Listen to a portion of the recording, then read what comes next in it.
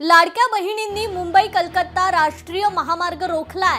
2 महिन्यांपासून लाडक्या बहिणींना मानधन न मिळाल्याचा रोष या लाडक्या बहिणींमध्ये। प्रशासनाने समजूत काढल्यानंतर महिलांनी आंदोलन मागे घेतलं।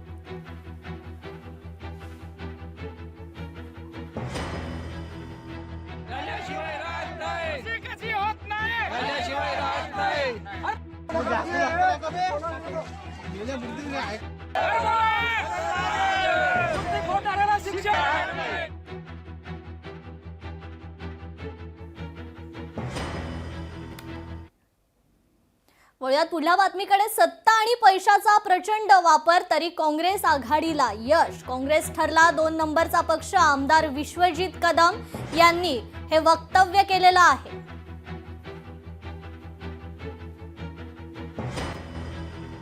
आणि काँग्रेस पक्ष हा सांगली महानगरपालिकेचा हा नंबर 2 क्रमांकाचा पक्ष बनलेला आहे। म्हणजे विरोधी पक्षात आता काँग्रेस पक्षाचं स्थान हे अत्यंत महत्त्वाचं राहणार आहे।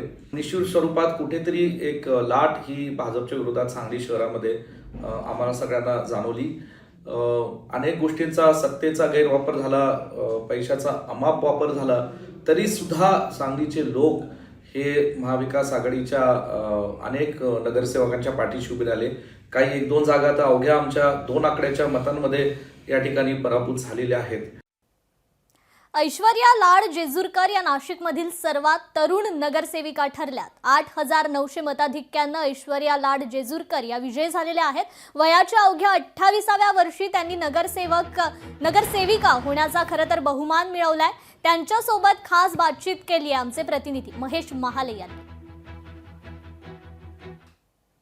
सर्वात नौखे आणि सर्वात तरुण उमेदवार आपल्या सोबत आहे, जे कालच विजयी झालेले ऐश्वर्या लाड जेजुरकर। नक्कीच गिरीश दादा महाजन, तसेच आपले आमदार राहुल दादा ढिकले साहेब, तसेच मोदीजी आणि देवेंद्रजी फडणवीस यांनी जो आमच्यावरती विश्वास दाखवला आहे त्याबद्दल त्यांचे खूप खूप आभार। सिद्ध करू आम्ही स्वतःला।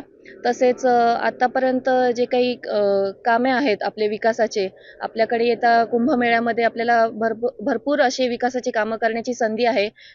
भरपूर निधी आम्ही वरून आणू आणि नक्कीच आपल्या प्रभागाला जास्तीत जास्त विकास करून देऊ असे आमच्यामध्ये नक्कीच आपण पुढे कामं करणार आहोत। काम तर सामाजिक क्षेत्रात आपण पहिल्यापासून होतच। माझे सासरे ट्रस्टी आहेत आश्रमाचे, जनार्दन स्वामी आश्रमाचे, त्याच्यामुळे तिथे आम्ही भरपूर लोकांची मदत करतच होतो। पण आता राजकीय क्षेत्रात येऊन पण आम्हाला समाजकार्य करायचं आहे, लोकांची सेवा करायची आहे। आपण बघतोय या नाशिक महानगरपालिकेमध्ये सर्वात तरुण नगरसेविका म्हणून निवडून आलेल्या ऐश्वर्या लाड जेजुरकर।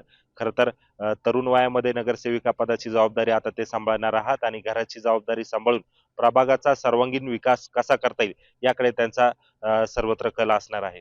महेश माले, लोकशाही मराठी, नाशिक।